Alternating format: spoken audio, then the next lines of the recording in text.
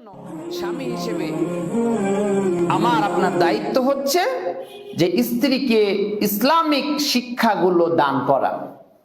আমরা মসজিদে আসি, যে বিষয়ে আলোচনা শুনি, আমরা যদি এই বিষয়েরই একটা সামারি আধা ঘন্টার আলোচনা যদি আমি 5 মিনিট 10 মিনিট গিয়ে পরিবারে যখন আমি খাইতে বসবো, আমার পরিবার সন্তানদেরকে নিয়ে যখন খেতে বসছি ডাইনিংয়ে, তখন যদি আমরা আলোচনা করি বাবা পিতা মেয়েকে নিয়ে স্ত্রীকে নিয়ে আজকে আমাদের এই বিষয়গুলো আলোচনা হয়েছে, আমাদের এই বিষয়গুলো ল্যাক রয়েছে, আমরা এই বিষয়গুলো না জানা আছি, আমরা এই বিষয়গুলো শিখে নিলে আমাদের পরিবারটি আরো সুন্দর হবে।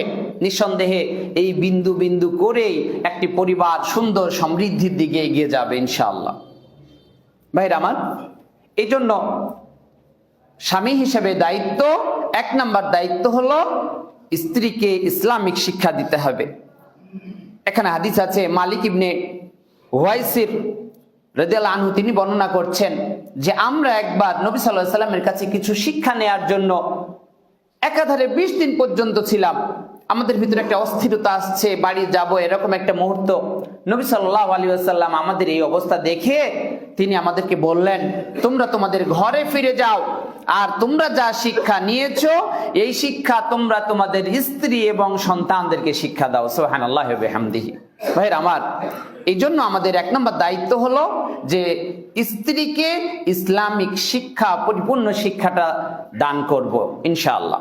2 নম্বর পয়েন্ট হলো অর্থনৈতিক অধিকার। একজন স্ত্রীর অর্থনৈতিক অধিকার আছে তার স্বামীর কাছে এসে।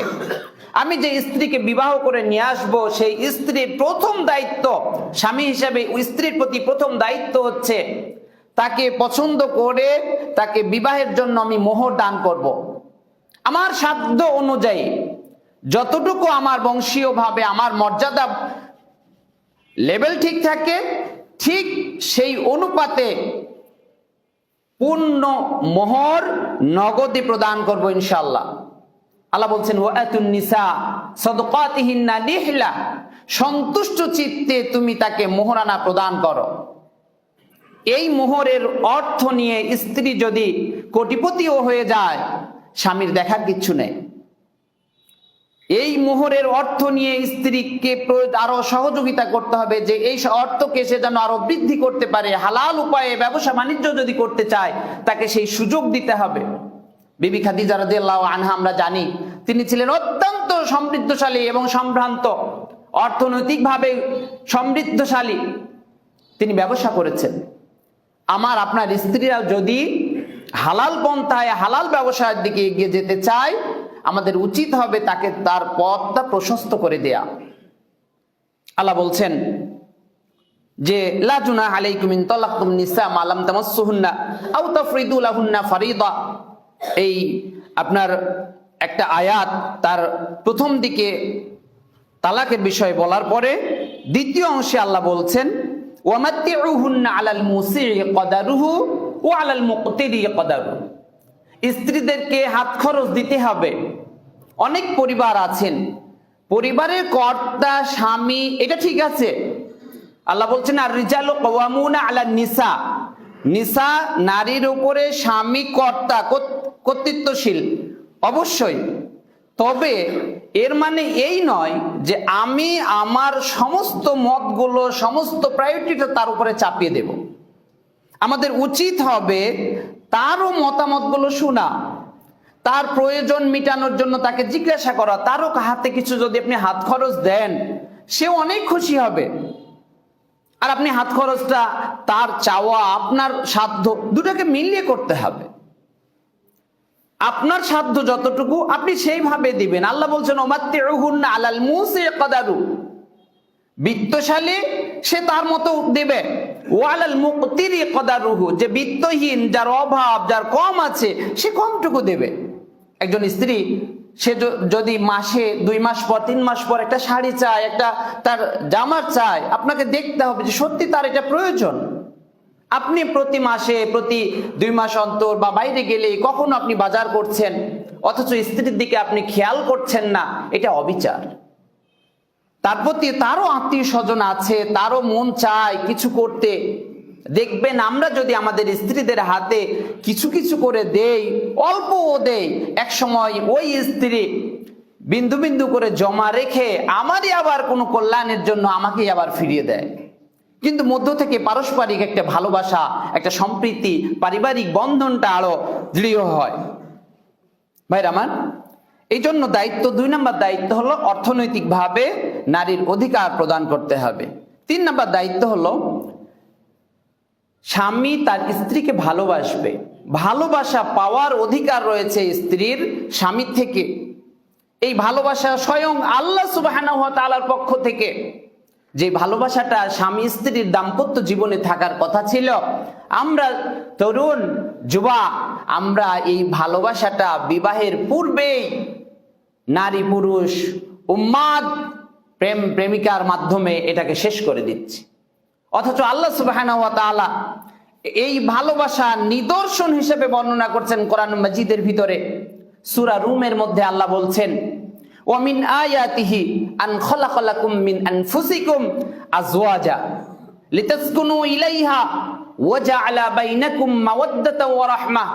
আল্লাহ বলছেন তার নিদর্শনাবলীর মধ্যে একটা অন্যতম নিদর্শন হলো আন খালাকালাকুম মিন আনফুসিকুম, তোমাদেরকে সৃষ্টি করেছেন আল্লাহ তাদের থেকে, অর্থাৎ পুরুষ থেকে, পুরুষের অংশ থেকে তার স্ত্রীকে সৃষ্টি করা হয়েছে। আজওয়াজান লিতাসকুনু ইলাইহা, আল্লাহ সৃষ্টি করছেন এই জন্য যে তোমরা তাকে নিয়ে যেন বাস করো।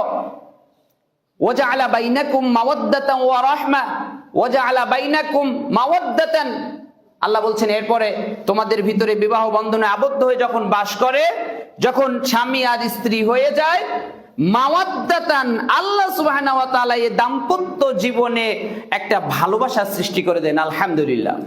চিন্তা করে দেখুন, একবার চিন্তা করে দেখুন, প্রত্যেকটা ফ্যামিলি, আমাদের প্রত্যেক ফ্যামিলি বিবাহর আগে, বিয়ের আগে এই ছেলে এই মেয়েকে চিনতো না, এই মেয়ে এই ছেলেকে চিনতো না।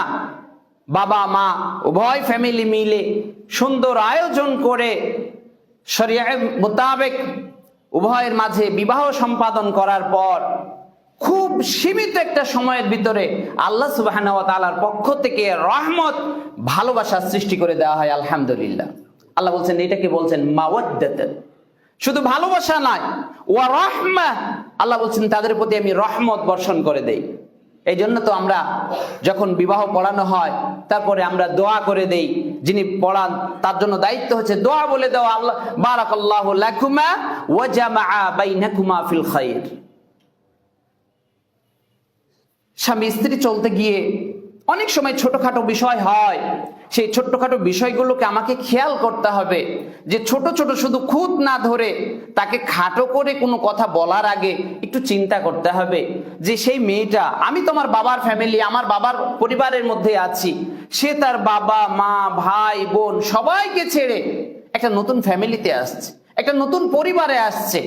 সে তো 20 বছর 25 বছর একটা অন্য জায়গায় অন্য ফ্যামিলিতে ছিল, একটা কালচারের মধ্যে। আমার পরিবারে এসে ছোটখাটো খুঁটিনাটি কিছু বিষয় আসবে, এগুলোকে যদি সুন্দর করে আমরা শিখিয়ে দেই, আলহামদুলিল্লাহ পরিবারটি সুন্দর হয়ে যাবে। স্বামী স্ত্রীর মাঝে যদি সন্দেহ ঢুকে যায়, দেখবেন এই পরিবারটা আস্তে আস্তে কুড়ে কুড়ে ইঁদুরে খাওয়ার মতো করে শেষ করে দেবে। সন্দেহ ঢুকলেই উভয়ে বসে ওই বিষয়টিকে সরাসরি ডিল করার চেষ্টা করবেন, যেন তৃতীয় আর এক পক্ষ ওখানে না ঢুকে যায়। আমাদের ভিতরে এমন একটা অভ্যাস আছে, যদি স্বামী স্ত্রী ফ্যামিলিগত পরিবারের ভিতর আরেকজন ঢুকে যায়, অধিকাংশ সময় এটাকে ভেঙে দেওয়ার চেষ্টা করা হয়, জোড়া দেওয়ার চেষ্টা করা হয় না। এই জন্য আমাদেরকে চেষ্টা করতে হবে যেন পারস্পরিক ভালোবাসা এটা আমাদের ভিতরে দৃঢ় থাকে। কান লাগানো কথাতে খেয়াল করা যাবে না। বেশিরভাগ ক্ষেত্রে এক নারী আর এক নারীর ভালো দিকটা খুব কমই দেখতে চায়।